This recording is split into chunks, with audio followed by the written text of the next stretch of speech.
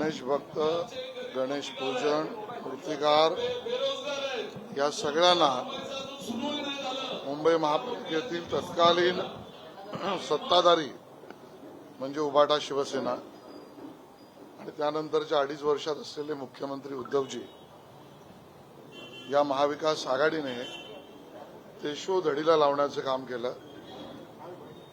उद्धवजींच्या आणि उभाटा सेनेने गणेशोत्सव आणि गणेश आमची पूजन सार्वजनिकरित्या जणू काही होऊच नये या पद्धतीच्या भूमिका घेतल्या। या सगळ्या बाबतीमधली जी लढाई हिंदुत्व टिकवण्याची, मुंबईतला गणेशोत्सव टिकवण्याची, ही भारतीय जनता पक्षाने शिरावर घेतली। पीओपीच्या मूर्तींवरच्या बंद्या हे उभाटा शिवसेनेचं पाप, मूर्तिकारांना देशोधडीला लावणं हा उभाटा सेनेच्या महापालिकेतला एक असा बुद्धिहीन निर्णय।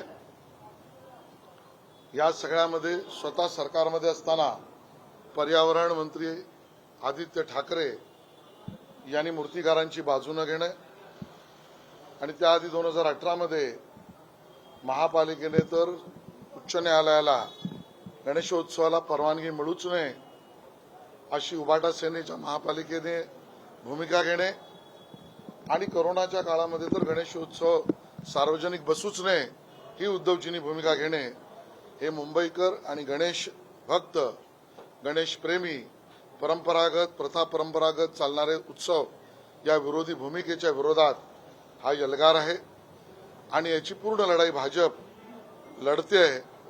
आज पीओपीच्या मूर्त्यांना परवानगी मिळाली आहे, शाडू आणि मातीच्या मूर्त्या चालू राहतील। विसर्जनाच्या बाबतीत राज्य सरकारला धोरण ठरवायचं, राज्य सरकार धोरण ठरवेल आणि विसर्जनाची अडचण दूर होईल। सर, महापालिका निवडणुकी संदर्भात बैठक झालेली होती। उद्धव ठाकरेंनी पुन्हा आरोप केला आहे की 2 गुजराती व्यापारी जे आहेत ते मुंबई महापालिका लुटायला प्रयत्न करत आहेत, पण त्यांना लुटू द्यायची नाही आहे। थेट नाव न घेता सृष्टींवरती तुमच्या त्यांनी इशारा केला। उद्धवजींनी ओरबडून मुंबई खाल्ली, करून दाखवलं म्हणताना अजून 2 घरं करून दाखवली। मुंबईकरांच्या तोंडातला घास, सण, संस्कृती, प्रथा, परंपरा, रोजगार हा ओढून खाल्ला। उद्धवजींच्या काळात मिठी नदीतल्या गाळात पैसे खाल्ले, नाले सफाईत बेमालूमपणे ओरबडलं, खड्ड्यांच्या रस्त्यामध्ये मुलाहिजा न बाळता महापालिकेतला अर्थसंकल्पीय तरतुदीवर ताव मारला।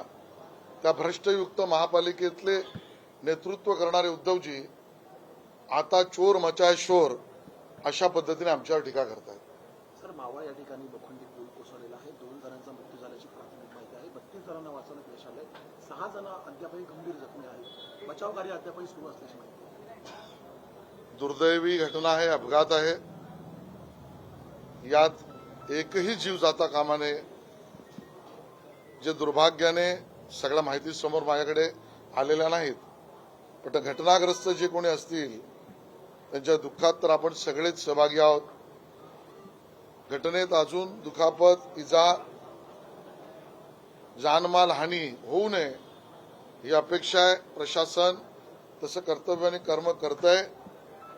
या सगळ्यातून घटना घडली ती का, कशामुळे, कारण काय याची चौकशी व्हावी अशी अपेक्षा आहे।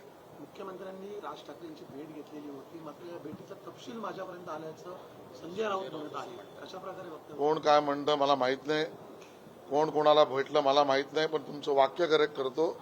राज ठाकरे मुख्यमंत्र्यांना भेटले, मुख्यमंत्र्यांनी राज ठाकरेंची भेट घेतली, या असं वाक्य वापरून गैरसमज पसरवू नका।